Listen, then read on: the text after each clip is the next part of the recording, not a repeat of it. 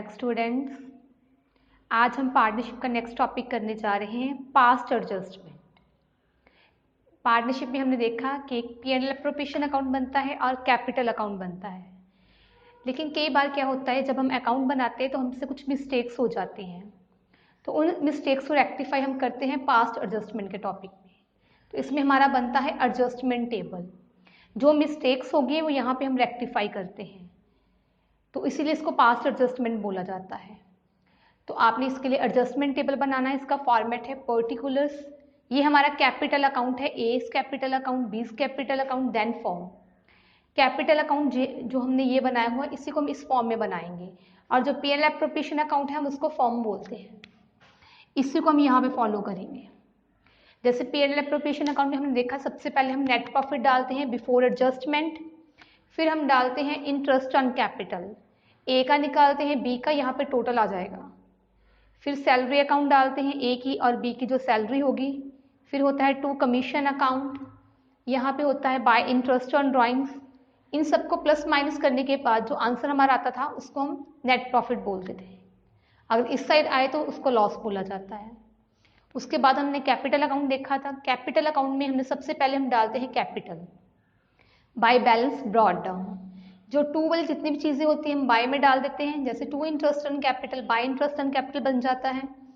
To salary by salary, to commission by commission, और जो to net profit है वो हो जाएगा by profit and loss appropriation account. और जो बाय में इंटरेस्ट ऑन ड्राइंग्स है उसको हम इस साइड पे डालते हैं। सबसे पहले to drawings account, then to interest on drawings account. अब इसी को हम इस फॉर्म में कन्वर्ट करेंगे। जैसे आपको मान लो ये नेट प्रॉफिट जो है वो ही बाय मिस्टेक हमने रॉन्गली डिवाइड कर दिया पार्टनर्स में। स्टेटमेंट में आपको मेंशन होगा कोई चीज़ रॉन्ग हो चुकी है, उसको रेक्टिफाई कीजिए। अगर नेट प्रॉफिट हमने रॉन्ग रेशियो में डिवाइड कर दिया तो उसको यहाँ पे लिखेंगे wrong ratio, in wrong ratio इसको हम डिवाइड करेंगे। नेट प्रॉफिट हम P&L एप्रोप्रिएशन में बाय के साइड में डालते हैं तो इसमें भी क्रेडिट साइड में ही डालेंगे। यहाँ पे नेट प्रॉफिट आ जाएगा, और रॉन्ग रेशियो में जब उसको डिवाइड करेंगे तो हमारा ये डेबिट में चला जाएगा। उसके बाद अगर इंटरेस्ट ऑन कैपिटल आपको बोला हुआ है, जैसे स्टेटमेंट में आपको मेंशन होगा कि जब हमने अकाउंट बनाया हम interest on capital, interest on drawings, commission या हम सैलरी डाला भूल चुके हैं, ठीक है, we skipped, we have to rectify that, तब हमने इसमें उसको डालना है। जो चीज़ की मिस्टेक हुई है उसी को हम इसमें डालेंगे, अदरवाइज और कोई चीज़ नहीं आएगी। अगर इंटरेस्ट ऑन कैपिटल डालना हम ओमिट कर गए हैं, भूल भी गए हैं, तब भी इसमें आएगा। तो इंटरेस्ट ऑन कैपिटल हमारा जैसे ए और बी का टोटल जो हमने यहाँ पे निकाला है वो यहाँ पे डालेंगे, और उसकी जो कैपिटल में कहाँ पे जाएगी, ऑपोजिट साइड पे जाएगी। जैसे यहाँ पे इंटरेस्ट ऑन कैपिटल 2 में है, ये बाय में जा रहा है, डेबिट वाला क्रेडिट साइड में जा रहा है। यहाँ पे डेबिट साइड में निकला है तो हम इसको क्रेडिट साइड में डालेंगे, ए का ए में और बी का बी में। ऐसे ही नेट प्रॉफिट और क्रेडिट डाल तो उसमें हम डेबिट में डालेंगे, ऑपोजिट साइड। उसके बाद अगर उन्होंने बोला हो, स्टेटमेंट मेंशन किया हुआ है कि सैलरी स्किप हो गई है, डालना भूल गए हैं, मान लो सैलरी ए की दी हुई है, तो सैलरी हमारी P&L एप्रोप्रिएशन, ये फॉर्म है मतलब ये P&L एप्रोप्रिएशन अकाउंट है। सैलरी हमने 2 में डाली, डेबिट साइड में डाली है यहाँ पे, तो हम इसको डेबिट साइड में डालेंगे।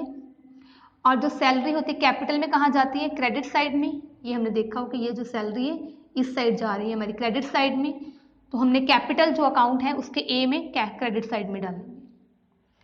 उसके बाद कमीशन बोला हुआ है, अगर कमीशन उसमें डालना स्किप कर गए तो हम लिखेंगे यहाँ पे कमीशन। मान लो कमीशन बी का हम डालना स्किप कर गए, ओमिट कर गए हैं, तो कमीशन P&L एप्रोप्रिएशन में 2 की साइड में जाता है, डेबिट साइड में, तो इसको हम डेबिट साइड में डालेंगे।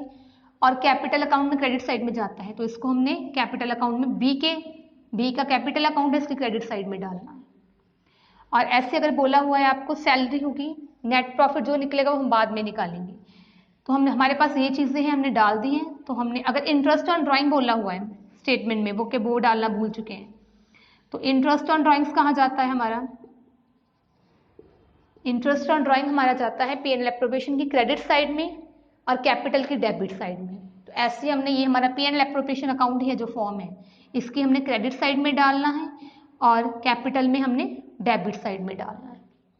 इन सारी अमाउंट्स को डालने के बाद हम यहाँ पे जो नेट प्रॉफिट निकालते हैं हम उसी को निकालेंगे।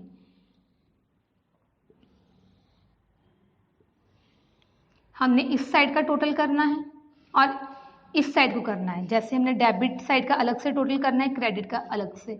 मान लो हमारा क्रेडिट साइड का टोटल वो 10,000 आ रहा है और डेबिट का 8,000 आ रहा है, तो डेबिट साइड में अगर डिडक्ट करेंगे तो 2,000 और निकलेगा।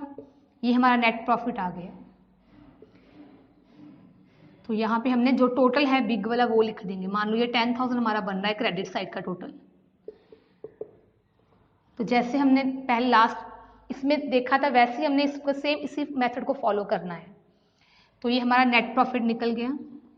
यहाँ पे हमने रॉन्ग रेशो डालनी होती है, यहाँ पे हमने करेक्ट रेशो, जिस रेशो में वो प्रॉफिट को डालना चाहते हैं उस रेशो में हमने 2,000 को डिवाइडेड करना है।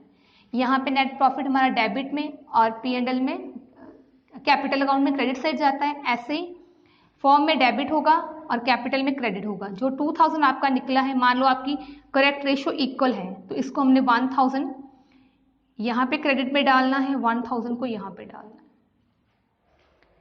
तो सारी अमाउंट डालने के बाद हमने टोटल करना है डायरेक्ट। जैसे हमने डेबिट साइड का टोटल किया, डेबिट साइड का टोटल लिखेंगे, यहाँ पे क्रेडिट साइड का टोटल लिखेंगे।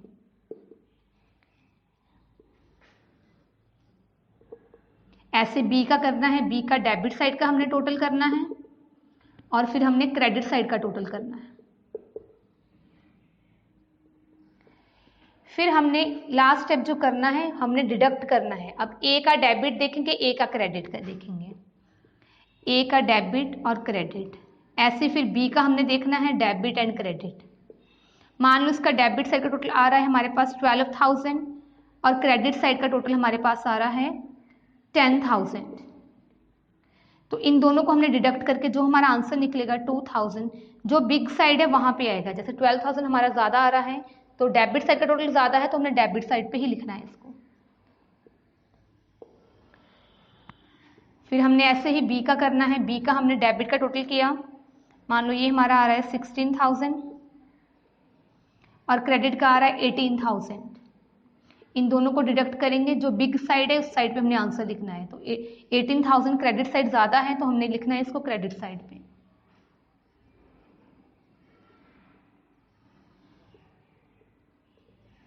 फिर इन दोनों को डिडक्ट करेंगे, 10,000 माइनस 10,000 तो हमारे पास क्या आ जाएगा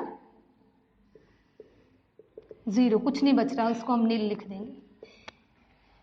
तो हमें समझ में आ रहा है कि यहाँ पे डेबिट ज़्यादा आ रहा है, यहाँ पे क्रेडिट ज़्यादा है। तो ये हमने एडजस्टमेंट टेबल बनाने के बाद जर्नल की एंट्री डालनी है। तो इसकी हम जर्नल की एंट्री डालेंगे।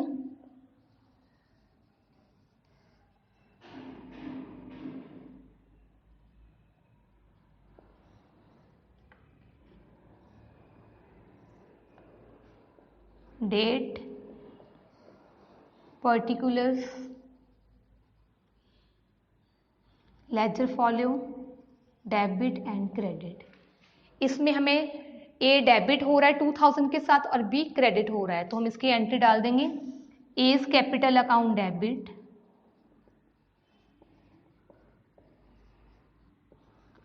To B is capital account. 2,000 debit हो जाएगा और 2,000 क्रेडिट हो जाएगा। बीइंग एंट्री रेक्टिफाइड, हमने एंट्री को रेक्टिफाई कर दिया है, जो मिस्टेक हुई थी वो हमने ठीक कर दी है। तो ये आपका एडजस्टमेंट टेबल का फॉर्मेट है और ये जर्नल का।